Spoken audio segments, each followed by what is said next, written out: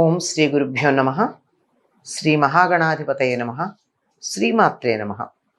జనక మహారాజు అడిగినటువంటి ప్రశ్నలకి సంతోషిస్తూ వశిష్ఠ మహాముని కార్తీక మాసంలో చేయవలసినటువంటి విధులు, దానివల్ల వచ్చేటటువంటి ఫలాలు, వాటన్నింటినీ సోదాహరణంగా వివరిస్తున్నాడు. అంటే ఇది ఇలా వస్తుంది అని చెప్తే దానికి ఒక ఆధారం ఉండాలి కదా, ఒక ఉదాహరణ చెప్పాలి కదా నమ్మడానికి. వాటికి చెప్తూ కార్తీక మాసంలో అన్ని దానాలతో పాటు, అన్ని దానాలు ఫలవంతమే, సాలగ్రామ దానం గురించి కూడా చెప్పాడు. వాటితో పాటు కన్యాదానం కూడా చేస్తే పితృదేవతలు సంతోషిస్తారు. అంతకుముందు కాలంలో ఎవరైనా సరే పితృదేవతలు అంతకుముందు వీళ్ళ వంశంలో ఇంతకుముందు తరాలలో ఎవరన్నా నరకంలో ఉంటే కూడా వాళ్ళు ఉద్ధరించబడతారు అని చెప్పి కన్యాదానం చేసే అదృష్టం అందరికీ లభ్యం కావచ్చు, కొంతమందికి కాకపోవచ్చు. ఎందుకంటే ఆడపిల్లలు ఉండొచ్చు, ఉండకపోవచ్చు. ఆడపిల్లలు ఉంటే కన్యాదానం చేయాలి.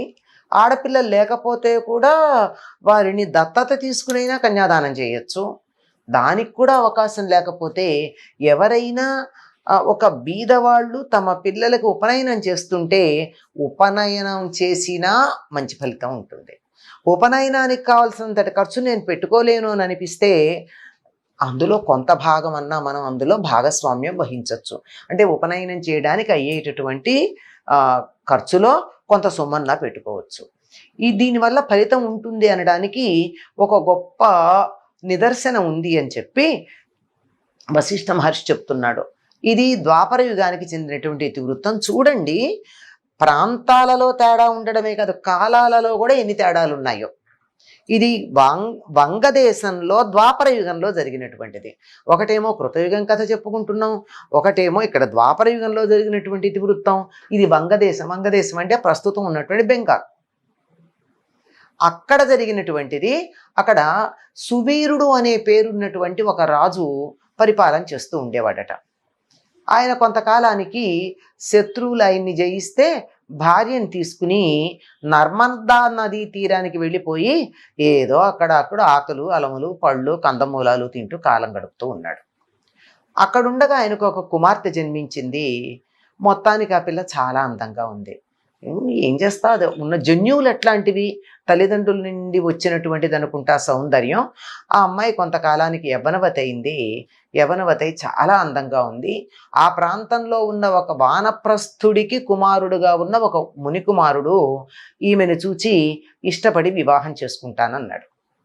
చేసుకుంటానంటే ఈ సువీరుడు క్షత్రియుడు కదా, కొంచెం ప్రతిదీ కూడా రజోగుణం ఉంటుంది. ఉండి నేను రాజుని, నా బిడ్డ రాజకుమార్తె, నా దగ్గర ఏమీ ధనం లేదు, చాలా ధనహీనుండై ఉన్నాను, నా కుమార్తెను నువ్వు వివాహం చేసుకోవాలంటే నాకు ఏదో కొంత సొమ్ము చెల్లించాలి అన్నాడు. చూడండి, ఇలాంటి కోరిక కోరచ్చా? కోరాడు.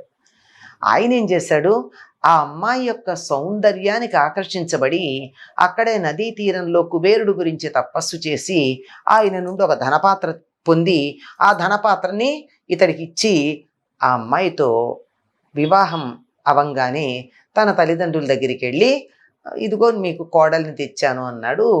అవడానికి క్షత్రియ కన్య అయినా పుట్టింది అరణ్యంలోనే, అక్కడ వాతావరణంలోనే పెరిగింది. చాలా వాళ్ళు సుఖంగా జీవితం గడుపుతూ ఉన్నారు. ఈయనకి మరొక కుమార్తె జన్మించింది. ఈవిడ కూడా అందంగానే ఉంది. ఈ ధనపాత్రతో బాగా తనకు కావాల్సినటువంటి సుఖాలన్నీ పొందుతూ రాజ్యము సంపాదించటము ఇట్లాంటి ఆలోచనలన్నీ వదిలేసి ఆ ధనంతో ఆనందంగానే ఉండి అక్కడే కొంతకాలం గడుపుతూ ఉండగా ఆ పుట్టినటువంటి ఆ కుమార్తె కూడా చాలా అందంగా ఉంది. ఈ అమ్మాయిని కూడా ఎవరన్నా ధనవంతుడికి ఇచ్చి మరింత ధనం సంపాదించుకుని సుఖంగా జీవితం గడుపుదామని ఆశపడుతూ ఉన్నాడు. అటువంటి సమయంలో ఒక సాధువు తపతీ తీరం నుండి నర్మదా తీరం వైపుకు వెడుతూ ఆ నర్మదా తీరంలోనే కదా ఈయన ఉన్నాడు. అక్కడ ఆయన్ని చూసి, ఎవరినైనా నువ్వు ఇలా చూడ్డానికి క్షత్రియుడిలాగా కనపడుతున్నావు, కానీ అరణ్యవాసం చేస్తున్నావేమిటి అని అడిగాడు. అడిగితే తన ఇతివృత్తం అంతా చెప్పాడు. చెబితే ఆయన చాలా పొరపాటు చేశావు నాయనా నువ్వు క్షత్రియుడు అయ్యుండి అడగడం ఏంటి అసలు? మొదటి మాట అదే తప్పు. క్షత్రియుడు ఇవ్వాలి తప్ప సంపాదించుకోవాలి తప్ప అడగకూడదు. అందులోనూ ఆడపిల్లని అమ్మడం అన్నది చాలా దోషభూయిష్టమైంది. ఎవరైతే ఆడపిల్లని అమ్ముతారో వాళ్ళు అసిపత్ర వనంలో నివాసం చేయాల్సి ఉంటుంది. అసిపత్ర వనం అంటే తెలుసు కదా, శరీరం వదిలేసిన తర్వాత బాగా పదునైనటువంటి బాకులు ఇలా ఉండి దాని మీద పడేస్తారు వీళ్ళని. అంటే ఈ శరీరం వెళ్ళి ఆ కత్తుల మీద పడుతుంది.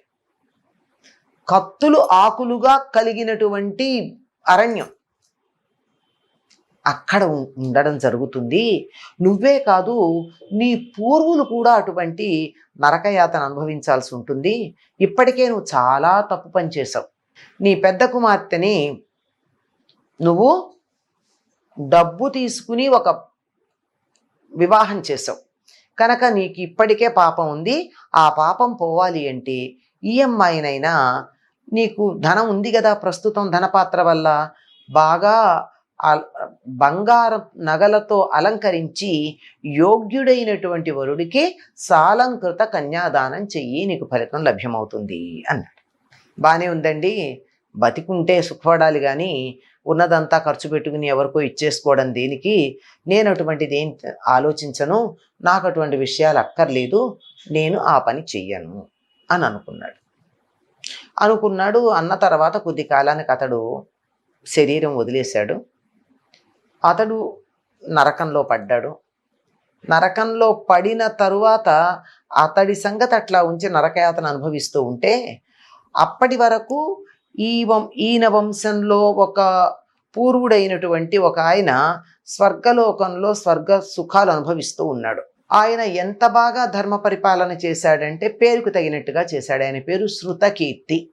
ఆయన కీర్తి అన్ని లోకాలకి వ్యాప్తి చెంది ఉండేది. అటువంటి ఆయన ఇతడు చేసినటువంటి పని వల్ల స్వర్గలోకంలో నుండి చ్యుతుడై నరకానికి వచ్చాడు. యమభటులు తీసుకొచ్చి నరకంలో పెట్టారు. ఈయన ఇంతకుముందు ధర్మ మార్గంలో ఉన్నాడు, స్వర్గలోకంలో ఉండగలిగినటువంటి అధికారం కలిగినటువంటి స్థితిలో ఉన్నాడు గనక అక్కడికి వచ్చిన తరువాత యమధర్మరాజుతో నేరుగా మాట్లాడాడు.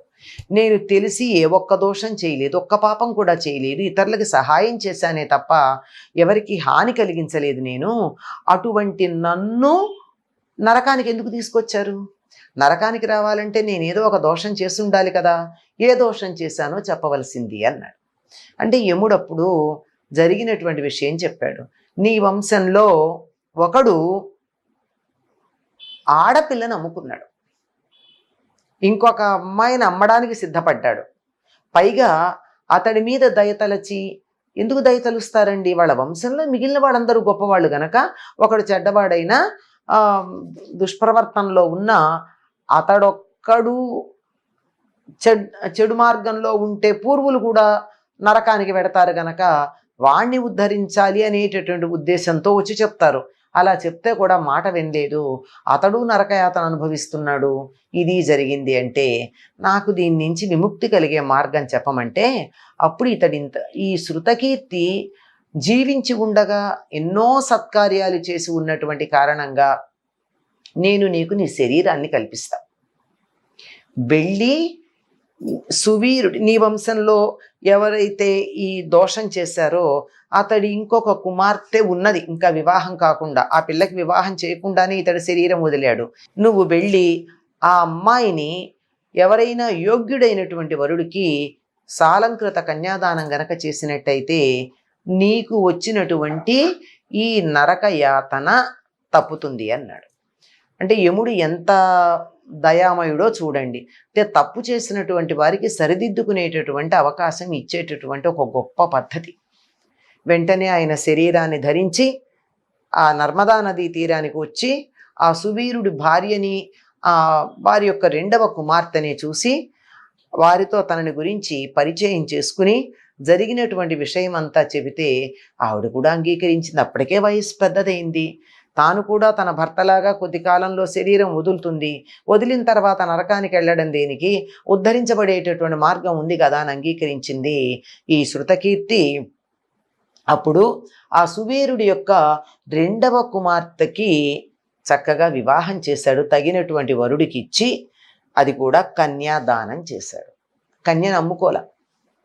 దాంతో ఈ ఈ బాలిక సుఖమైనటువంటి జీవనం గడపడమే కాకుండా శృతకీర్తి, సువీరుడు శరీరం వదిలిన తరువాత ఈ సువీరుడి యొక్క భార్య వీరందరూ కూడా ఉత్తమ లోకాలకి వెళ్ళడం జరిగింది అని ఈ విషయం జనక మహారాజుకు వశిష్ఠుల వారు తెలియచెప్పారు. ఇక్కడ 2 సందర్భాలలో మనకు ఆడపిల్లల్ని నమ్ముకోవడం గురించి చెప్పడం జరిగింది. ఇంతకు ముందు కూడా ఆడపిల్లల్ని అమ్మితే పాపం వస్తుంది అని చెప్పి ఆ బాహ్లికుడి యొక్క కథలో కూడా చెప్పడం జరిగింది. అతడు ఆడపిల్లలను ఎలుక దీపం వెలిగించిన కథ ఒకటి ఉంది కదా. కొండెక్కినటువంటి దీపాన్ని ఎలుక అలా పట్టుకెడుతూ ఉంటే దానంతట అది వెలిగిన సందర్భంలో బాహ్లికుడు అనేటటువంటి పూర్వజన్మ వాడిది అని చెప్పాము. అక్కడ చెప్పింది కూడా మహాపాపంగా చెప్పబడినటువంటి వాటిల్లో ఆడపిల్లల్ని అమ్ముకోవడం.